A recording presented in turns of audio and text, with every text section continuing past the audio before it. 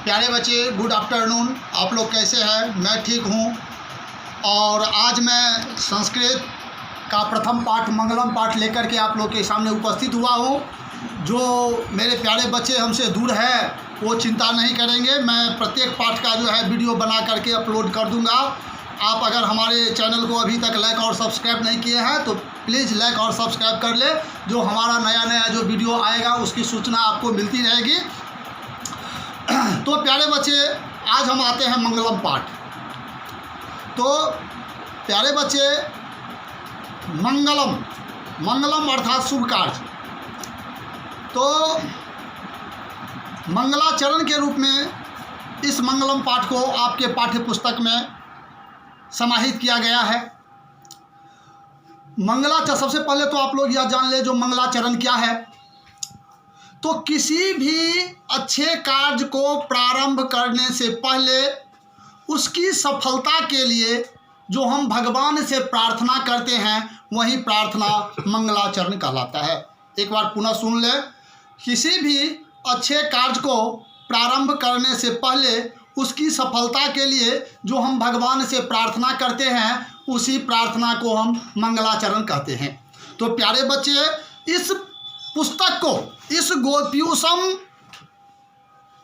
द्वितीय भाग को प्रारंभ करने से पहले प्रथम पाठ के रूप में मंगलाचरण दिया गया है संपादक महोदय के द्वारा आप लोग के सिलेबस में। तो प्यारे बच्चे, यह मंगलाचरण जो है वो उपनिषद का अंश है, उपनिषद से लिया गया है। तो अब यहाँ समस्या आती है, उपनिषद क्या है। तो हम पहले संक्षिप्त में उपनिषद के बारे में बताते हैं। जो उपनिषद का दूसरा नाम वेदांत भी है। उपनिषद का दूसरा नाम वेदांत भी है। तो इसका दूसरा नाम इसलिए वेदांत है क्योंकि यह वेद का अंतिम भाग है, इसीलिए इसे वेदांत कहा गया है। तो अब आते हैं उपनिषद पर। तो उप माने होता है समीप, निषद का अर्थ होता है बैठना। तो समीप में बैठकर जो ज्ञान प्राप्त किया गया। अब यहाँ प्रश्न उठता है किसके समीप में बैठ करके। तो गुरु के समीप में बैठ करके जो ज्ञान प्राप्त किया गया वही है उपनिषद। तो प्यारे बच्चे, इस उपनिषद का मूल मंत्र ही है परमात्मा की प्राप्ति। तो पहले श्लोक में परमात्मा के स्वरूप के बारे में कहा गया है। जो परमात्मा का स्वरूप जो है वो ढका हुआ है, जिस ढक्कन के कारण, जिस आच्छादन के कारण हम लोग उन्हें देख नहीं पाते हैं, इसीलिए उस आच्छादन को आप वहां से हटा दीजिए। अब फिर दूसरा श्लोक में है जो वह परमात्मा जो है उसका कुछ अंश आत्मा के रूप में, जीवों के शरीर के रूप में शरीर में स्थित है। फिर तीसरे श्लोक में है जो उस परमात्मा तक हम सत्य के मार्ग के द्वारा ही हम पहुंच सकते हैं। फिर चौथे श्लोक में है जिस प्रकार नदियां अपने नाम मात्र को छोड़ करके और बहती हुई समुद्र में मिल जाती हैं, उसी प्रकार ज्ञानी पुरुष नाम मात्र से मुक्त होकर के और हमेशा परम ब्रह्म परमात्मा में लीन रहते हैं। तो अतः प्यारे बच्चे, इससे हमने देखा कि इस मंगलम पाठ का मूल मंत्र ही है परमात्मा की प्राप्ति। तो प्यारे बच्चे, अब हम देखते हैं इसका पहला श्लोक। हिरण्मयेन पात्रेण सत्यस्य पिहितं मुखं तत्त्वं पुषन्नपावृणो सत्य धर्माय दृष्टे। पुनः सुने श्लोक को। हिरण्मयेन पात्रेण सत्यस्य पिहितं मुखं तत्त्वं पुषन्नपावृणो सत्य धर्माय दृष्टे। अर्थात कहा जा रहा है कि सत्य स्वरूप परमात्मा का मुख हिरण्मयेन पात्रेण पिहितम्, अर्थात स्वर्णमय पात्र से ढका हुआ है। स्वर्णमय पात्र से सत्य स्वरूप परमात्मा का मुख ढका हुआ है। तत्त्वं पुषन्नपावृणो सत्य धर्माय दृष्टे। हे पुषन्न, सत्य और धर्म की दर्शन के लिए आप उस आवरण को हटा दें। सत्य और धर्म की दर्शन के लिए आप उस आवरण को हटा दें। अब अगले श्लोक में आत्मा के बारे में कहा जा रहा है। तो यमराज जो है आत्मा का ज्ञान नचिकेता को दे रहे हैं। यमराज कह रहे हैं आत्मा के संबंध में, अनोरणीयान, हमारे तरफ दो, अनियान महतो महियान आत्मास्य जन्तोर्निहितो गुहायां तमक्रतुः पश्यति बीतशोको धातु प्रसादान महिमानम आत्मन। अर्थात कर रहे हैं वह आत्मा जो है वो अनोरणीयान, अणु से भी सूक्ष्म है, अणु से भी छोटा है, लेकिन महतो महियान, सबसे महान भी है। वह आत्मा अणु से भी सूक्ष्म है लेकिन वो सबसे महान है। आत्मा से जंतोर्निहितो गुहायां, जो आत्मा प्रत्येक जीव जंतु के शरीर रूपी गुफा में स्थित है, प्रत्येक जीव जंतु के शरीर रूपी गुफा में स्थित है। ये तमक्रतुः पश्यति बीतशोको धातु प्रसादान महिमानम आत्मन। अर्थात जो व्यक्ति उसे अक्रतु माने कामना रहित होकर के, पश्यति माने देखता है, बीत शोका माने शोक रहित होकर के, अर्थात जो व्यक्ति उसे, किसे, उस आत्मा को शोक रहित और कामना रहित होकर के देखता है, शोक रहित और कामना रहित होकर के देखता है, वह व्यक्ति धातु प्रसादान महिमानम आत्मन, वह व्यक्ति उस आत्मा की कृपा से परम ब्रह्म परमात्मा के स्वरूप को प्राप्त करता है, परम ब्रह्म परमात्मा की महिमा को प्राप्त करता है।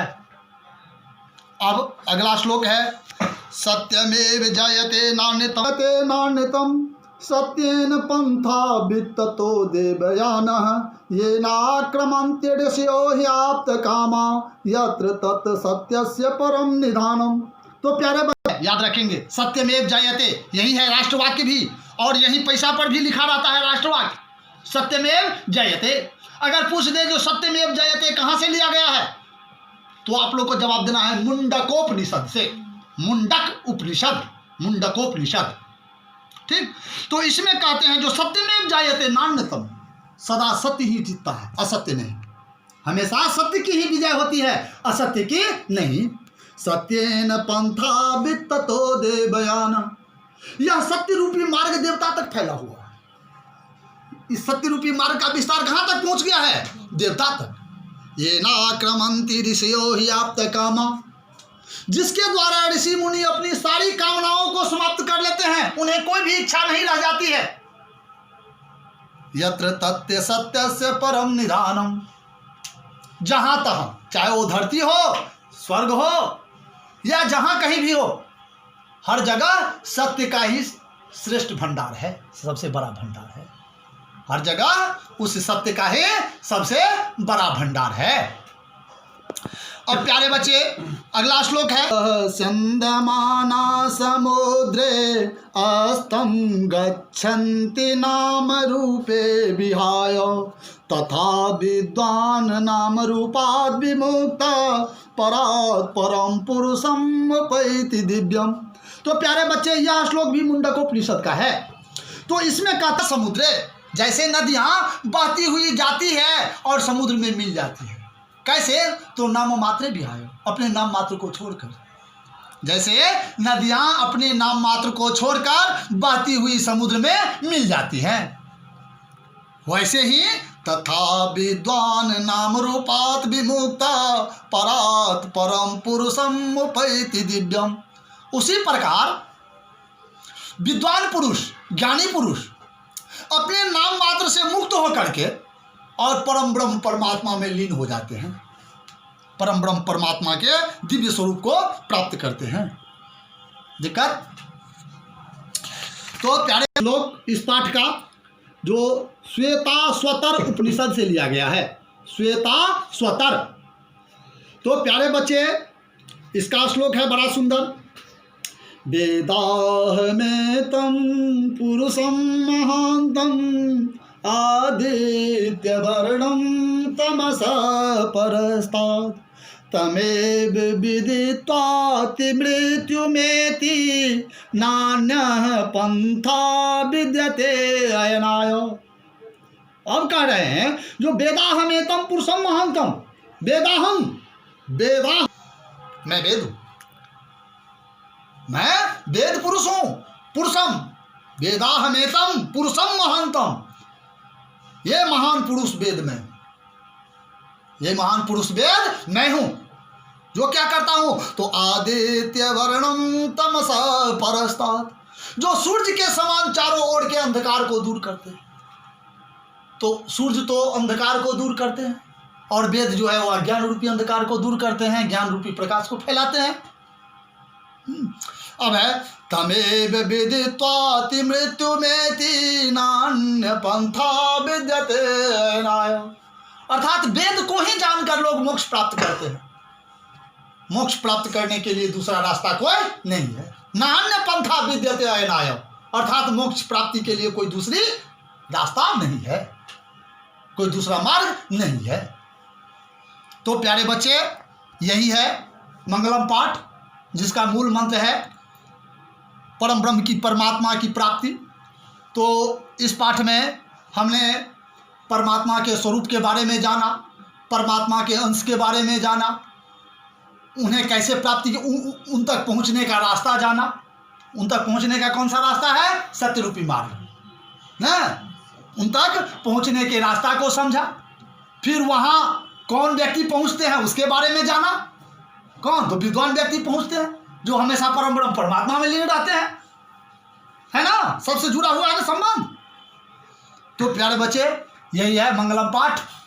तो अगले दिन अब आप लोग इस पाठ की कोई भी समस्या होगी, उस समस्या को आप कमेंट में लिखेंगे, और तथा सामने के बच्चे जो हैं उन्हें अगर कोई समस्या होगी तो आप कल उस समस्या को लेकर के आएंगे। और ख़ास करके जो बच्चे ऑनलाइन से पढ़ते हैं उनके लिए खास करके मैं कह रहा हूं, अगर आपको किसी तरह की कोई समस्या हो तो आप अपनी समस्या को कमेंट में अवश्य लिखेंगे, हाँ, जिससे आपकी समस्याओं का समाधान मैं कर पाऊंगा। धन्यवाद।